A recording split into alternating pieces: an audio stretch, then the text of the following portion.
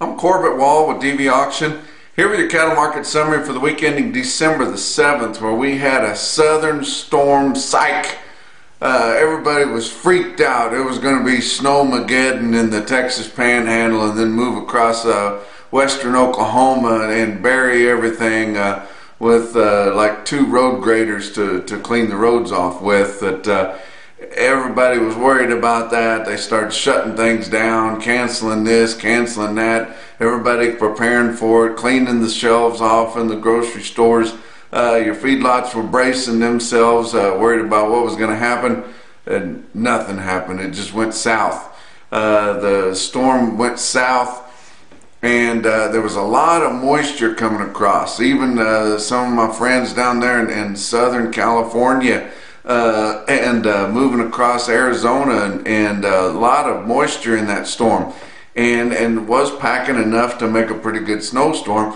But whenever it took a southern route, went further south, did just barely clip the Texas Panhandle down there, Lubbock and south of there. But the temperatures were warm enough there. It was just mostly rain. But sitting here Friday night and as dry as a bone. We were supposed to start having sleet and freezing rain all afternoon Friday, and then turn to snow, and there may be a little skiff sometime this weekend, but not going to amount to anything. And hopefully going to be able to get out of here and go down and meet some of my Canadian friends that I'd met through the summer up there at a couple of speaking engagements, and they're going to be at Dallas-Fort Worth area, which is always a good place to meet up.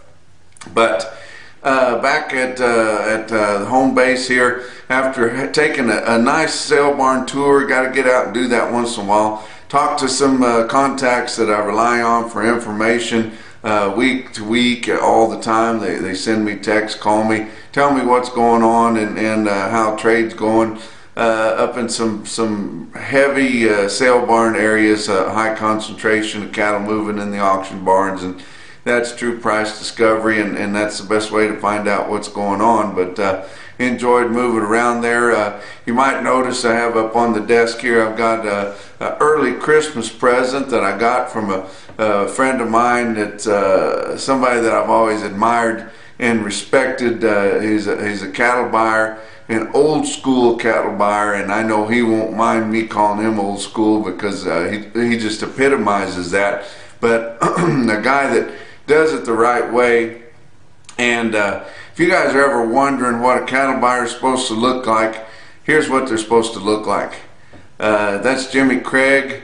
Been a bonded order buyer for many years. Actually bought more cattle than the majority of people have seen. Does it the right way. Really cares about what he does and doing things the right way. Likes to buy the good cattle. And he's just an old school cowboy order buyer there, and by cowboy I mean he does things in a way that tries to preserve the Western culture. You're not going to see him showing up in a free ball cap and a dirty sweatshirt to buy cattle. When he meets the public, he looks like somebody.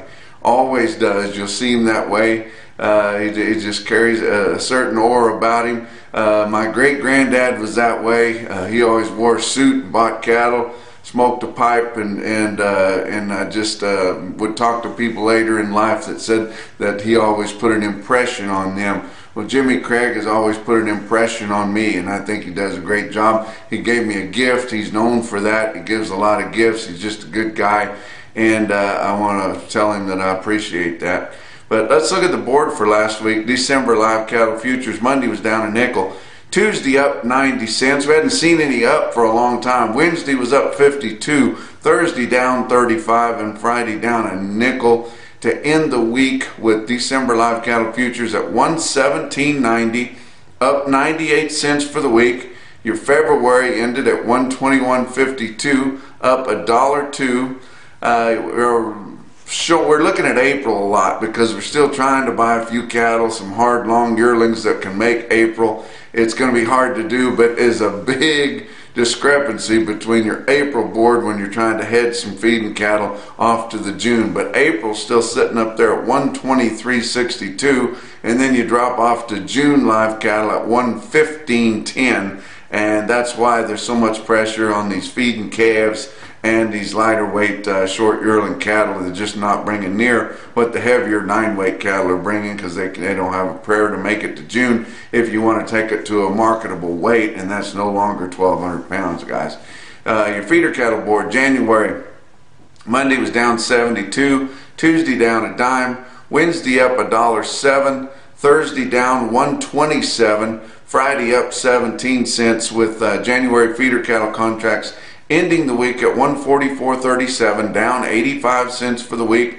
March 141.87, down 98 cents for the week. But what have we talked about all week long? It was just all about the mud and the slop and the horrible lot conditions in your feedlots up in the Midwest, especially Nebraska, and also in western Iowa too. But just they got a big snow up there, central Nebraska, 20 inches in some spots. It was all some of those feedlots could do to scrape their bunks and get the feeding alleys passable, and trying to take care of cattle and get the yard fed. Last thing they wanted to do was order more incoming cattle, and it hurt the barns in the Midwest especially, that rely on those orders every week. And then the receipts were heavy, and we started getting some of those cattle that's been in this wet conditions, dirty cattle. Nobody can get excited about buying cattle with tag or mud hanging all over them.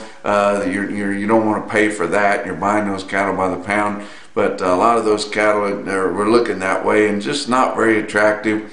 A lot of fleshy, soggy, big feeding calves, and still got producers bringing cattle in that aren't weaned, haven't had shots and things like that. And I tell you what, it got tough, and a lot of sales late in the day. And if you were around, you were in one of them. I mean, tough.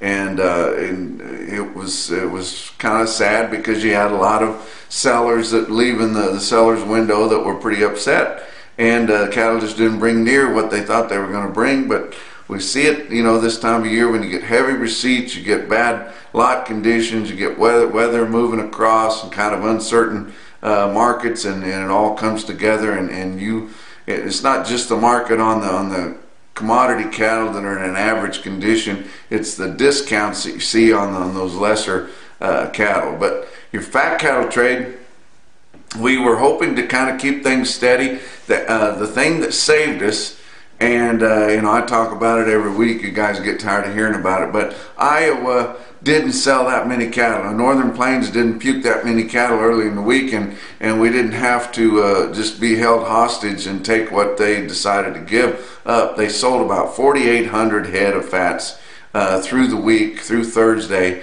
and mostly in Iowa, but some in Nebraska, and even a couple of pins on the Fed Cattle Exchange in Kansas.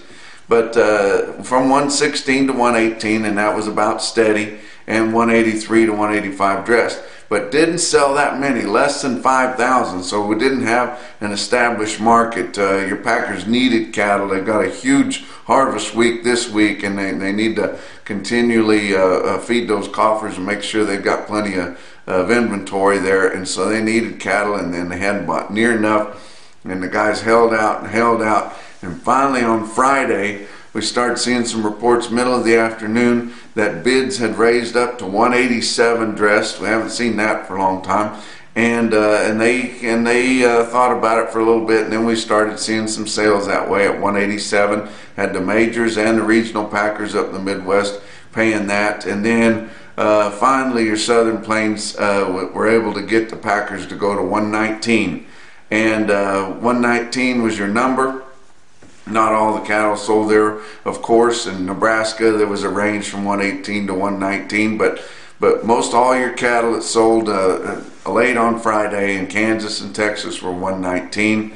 Iowa, of course, the lot conditions are terrible there. They still have a lot of heavy cattle, dirty cattle, and they were only able to squeeze 116, which is about where they were at anyway. But I've said it 1,000 times. They got to get together to try to get some leverage if they want to get a better market and have a better position in trying to deal with the packers every week. And everybody trying to do their own thing. A lot of farmer feeders there, independent guys that are not on the market every week.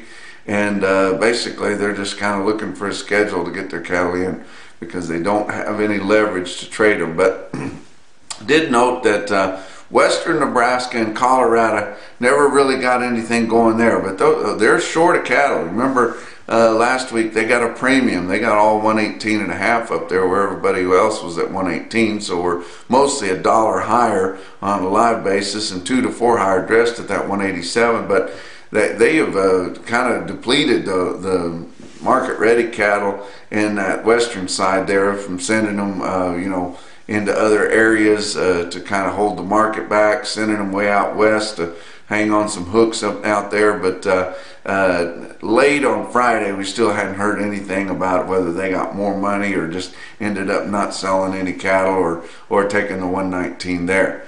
But you look at your box beef cutout values, they kind of held their own and were a little bit up and down through the week and then sharply higher on Friday. So that was a good deal there, but we didn't really see that on the weekly weighted average, which is accumulation of all your sales through last week. Choice cuts was 213.43 on your weighted average compared to the previous week. That was up 4 cents.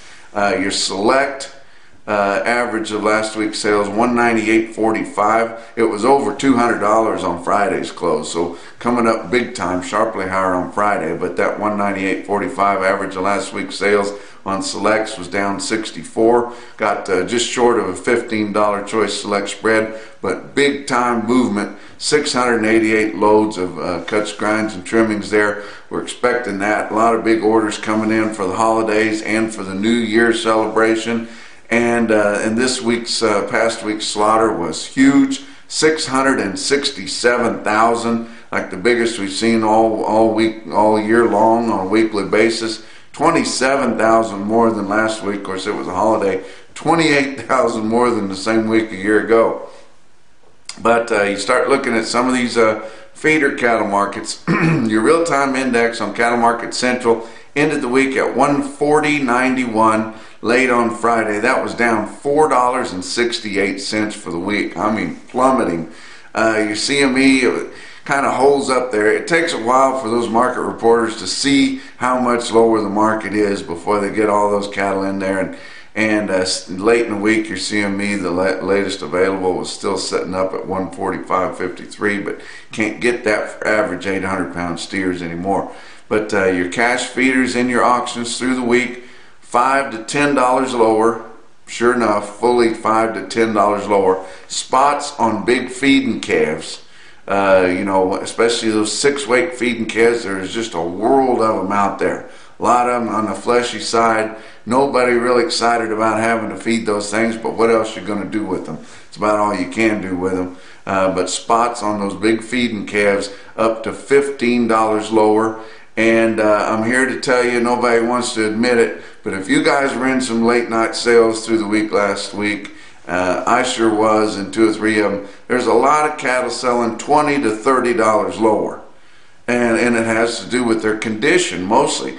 Most people can kind of get by with some plainer type cattle, but whenever you bring cattle in that are short, that are fleshy, soggy, muddy, dirty, ballers, haven't had any shots, bull calves, just anything like that, and I mean, they're going to take your head off because there's too many good cattle out there to give you an average price on some cattle that are not average condition or average quality. But you can get by with plainer type quality or genetics if you give a guy a fair weigh up.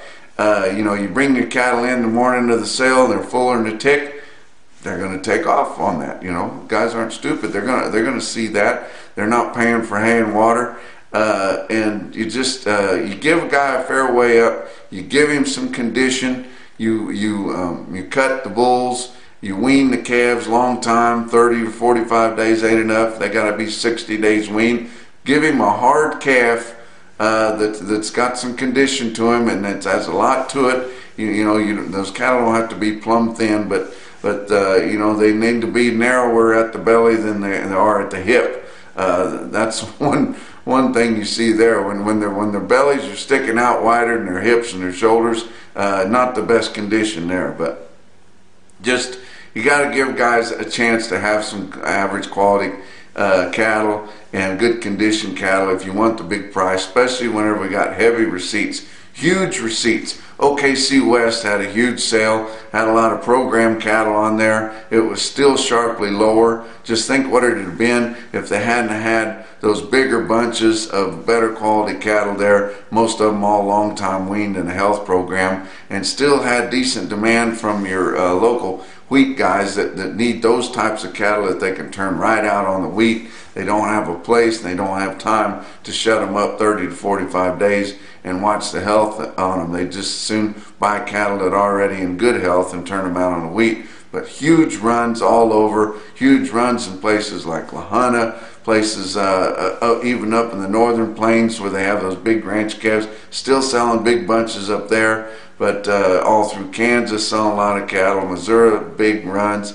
Look at Joplin Regional Stockyards. You wonder how they sell close to 400,000 head of cattle a year through that sale barn. Look at the run they had this past week. Monday, 9,700 head for the regular feeder sale. Wednesday come in with cows and bulls, 1,400 head.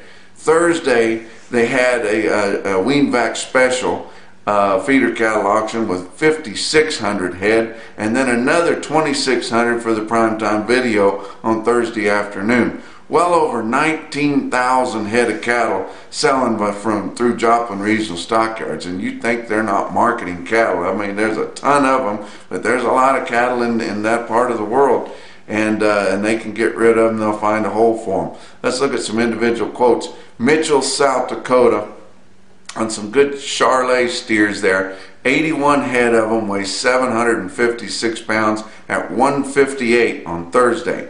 Another Thursday auction. Pratt, Kansas. And that's a commodity sale there. You know, you're not getting a lot of paperwork with these cattle, but they've got good cattle there, and they're supported heavily by your corporate feeders in that part of the world, but they can still get a good price that challenges or beats your northern plain sales. 59 head of steers, 828 pounds on Thursday in Pratt, 156 and a quarter. And then a Friday sale that about as big a calf quote as we saw anywhere. Shamrock Livestock in O'Neill, Nebraska sells 53 head of fancy 532 pound steers at 189. That's a look at your week's markets from a home auction, home DV auction office here in Canyon, Texas. We'll talk to you next week.